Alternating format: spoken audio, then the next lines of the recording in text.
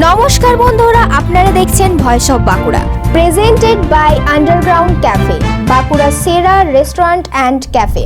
সরকারকে বলতে চাইছি যে বেকার দিকে যে 1500 টাকা করে যেটা দিচ্ছে ওইটা বিনিময়ে যদি 5000 7000 করে টাকা বেতন দিয়ে যদি একটা কোনো কাজ যদি দিত তাহলে পার্মানেন্ট কাজ, তাহলে মানুষ আরও খুশি হতো। মুখ্যমন্ত্রীর ঘোষণা মতো 15ই ফেব্রুয়ারি রবিবার থেকে শুরু হয়ে গেল যুবসাথী প্রকল্পের আবেদন গ্রহণ প্রক্রিয়া। রাজ্য জুড়ে বিধানসভা ভিত্তিক ক্যাম্পের আয়োজন করা হয়েছে। সেই অনুযায়ী বাঁকুড়া জেলার ওঁদা বিধানসভা কেন্দ্রেও বসেছে বিশেষ শিবির। সকাল থেকে ওঁদার মাঠে চোখে পড়েছে দীর্ঘ লাইন, উৎসাহ আর প্রত্যাশার ভিড়।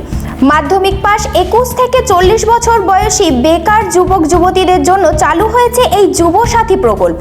প্রতি মাসে 1500 টাকা করে আর্থিক সহায়তা দেওয়া হবে বলে ঘোষণা করা হয়েছে।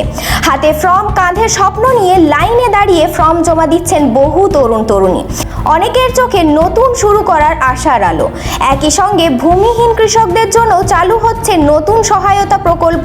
বছরে 2 কিস্তিতে মোট 4000 টাকা দেওয়া হবে। সেই আবেদনও গ্রহণ করা হচ্ছে এই একই ক্যাম্পে। কৃষক পরিবারগুলোর মধ্যেও দেখা গেছে আগ্রহ ও স্বস্তির সুর। আমরা ভয়েস অফ বাঁকুড়া পৌঁছে গিয়েছিলাম সরাসরি ওঁদার সেই ক্যাম্পে। কথা বলেছি আবেদনকারীদের সঙ্গে। কেউ জানালেন এই সহায়তা অন্তত কিছুটা ভরসা দেবে, আবার কেউ বললেন চাকরির সুযোগ তৈরি হলে আরো উপকার হতো। আচ্ছা, কি ক্যাম্পের জন্য এসেছেন? এই যে আপনারা এই যে যুবশ্রী যে পূজাটা বার্ষিক প্রকল্প। আচ্ছা, তো আপনি এটাতে কতটা খুশি? খুশি বটে, কিন্তু বেকারদের একটু চাকরি যদি ব্যবস্থা কিছু করতে, 2000 5000 বেতনও যদি হতো তাহলেও আরও মানুষ খুশি হতো। কিন্তু এইটাতে মানুষ অনেক মনোমালিন্য আসছে যে এই টাকা দিয়ে কতদিন সরকার রাখবে কাকে। আচ্ছা, আপনার ছেলের কি নাম? প্রদীপ মোড়ায়। উনি কি করেন?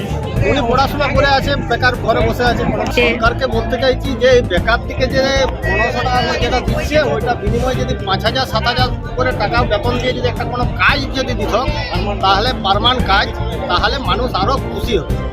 ওঁদার চূড়ামণি গ্রাম থেকে ছেলের আবেদন জমা দিতে এসেছিলেন এক অভিভাবক। তার কথায় সহায়তা ভালো উদ্যোগ, তবে কম বেতনের হলেও যদি স্থায়ী কাজের ব্যবস্থা করত সরকার তাহলে ভবিষ্যৎ আরও সুরক্ষিত হতো। আশা আর বাস্তবতার মাঝখানে দাঁড়িয়ে ওঁদার মাঠে আজ জমা পড়ল শত শত আবেদনপত্র। এখন নজর রাজ্য সরকারের পরবর্তী পদক্ষেপে। ওঁদা বাঁকুড়া থেকে ভয়েস অফ বাঁকুড়া। এই ধরনের গুরুত্বপূর্ণ খবর সবার আগে পেতে আমাদের চ্যানেলটি সাবস্ক্রাইব করুন আর ভিডিওটি শেয়ার করতে ভুলবেন না। আপনার মতামত কমেন্টে জানান আর লাইক শেয়ার করে ভয়েস অফ বাঁকুড়ার পাশে থাকুন।